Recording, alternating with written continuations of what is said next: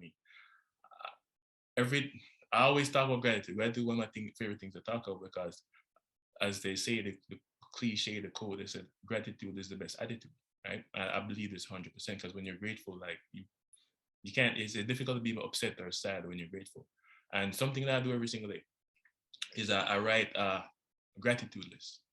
I write every day. I write a bunch of. I have a book as a speak page. Just write a bunch of things that I'm grateful and usually it's pretty consistent. Like if I post it on social media at times. So if you look at it, usually a bunch of the same things that I thank for life for waking me up this morning. I was thankful for residual income, leveraged income. I give thanks for curl up toes. I just give thanks for a lot of things, and it's pretty consistent. But this morning, as I'm going through my gratitude for the first time, something new just is pop up to me, and I wanted to intentionally be grateful for it. I express my gratitude for it. And let me kind of set this up. Let me tell you what happened. I was last night. I was in Oakland, that's a part of Pittsburgh. I'm picking up some food. Right? And I saw some cars parked against a wall. And I boom, I parked there real quick. I run into the food place, so I grab the food. And when I came out, I saw my vehicle and there was a tow truck about to take over my car, but the car's up on the bed. And I run just like, yo, hey, I just went to get some food. I just went to get some food.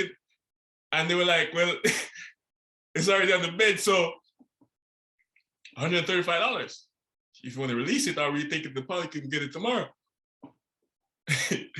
Crazy experience. And I gave him a card and whatever, she did a little thing and I got my car back and I came home and I was sharing the experience with somebody today. And when I told her, she's like, man, I know you was mad.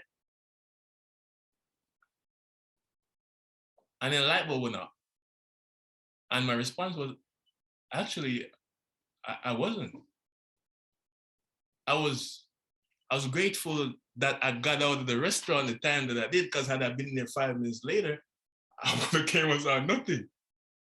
I was kind of grateful that I had the money to pay for the things. I could get my car, I could go home. I was grateful that the day I made more than that. The day before that, I made more than that. I was grateful that I didn't have to call somebody or figure out who was going to call to come pick me up to take me home and then come get me the next day to go to. I didn't think about Uber or that type of stuff. But I was grateful for all those things. And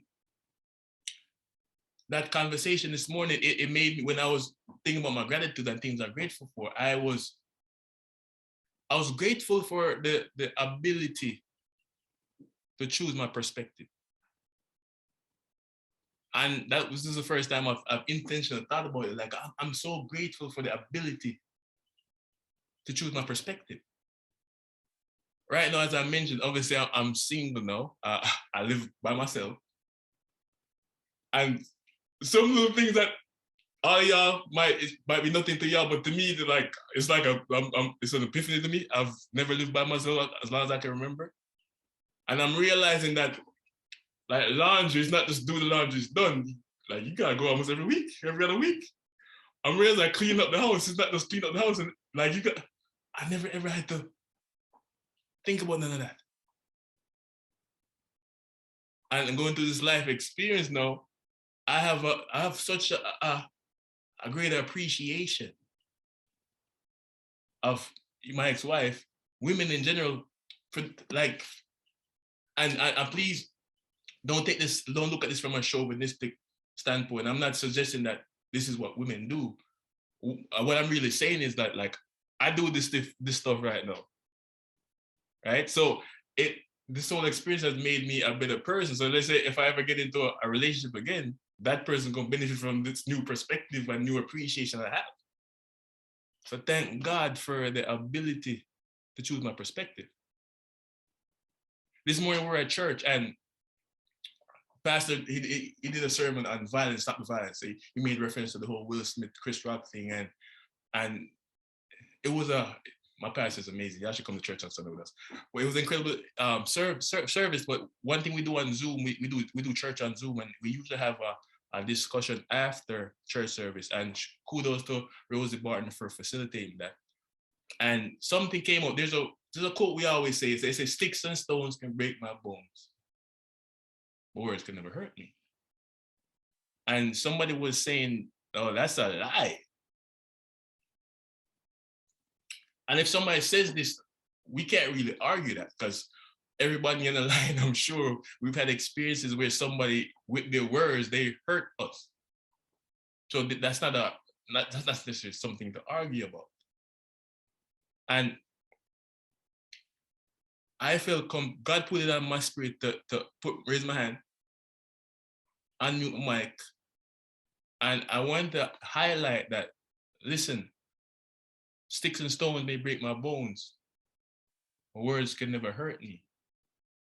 If somebody says that's a lie, there's no disputing that. But I realize that perspective, it doesn't serve anybody. I prefer, and this is what I shared on the call, I prefer to look at sticks and stones can break my bones, but words would never hurt me, as an affirmation. Because see, the reality is, words hurt you if you allow it to hurt you. We all know that the saying that it's not what happens to you, is how you respond to what happens to you. As much as that might hurt at times, it's still the truth. So sticks and stones may break my bones, but words never hurt me, because I won't allow your words to hurt me. It's nothing to me, just a positive affirmation. Again, thank you, God, for the ability to choose my perspective.